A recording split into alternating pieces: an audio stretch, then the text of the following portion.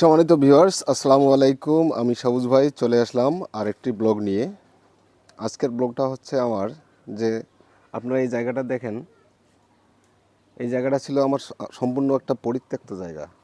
এখানে কিছুই হইতো না, কিন্তু এই পরিত্যক্ত জায়গায় আমি মাস 6 আগে এই কলার গাছগুলো লাগাইছি।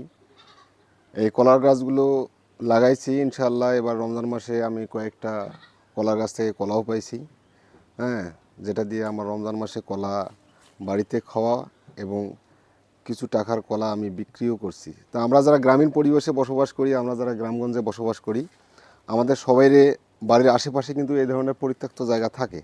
আপনাদের বাড়ির আশপাশ যদি এরকম পরিত্যক্ত জায়গা থাকে, তাহলে আপনারা এরকম কিছু করে জায়গাটাকে কাজে লাগান। সেখান থেকে আপনার বাড়ির এবং আপনারা কিছু অর্থ ইনকাম করতে পারবেন ইনশাআল্লাহ। ভালো থাকবেন, এই শুভকামনায়। আল্লাহ হাফেজ।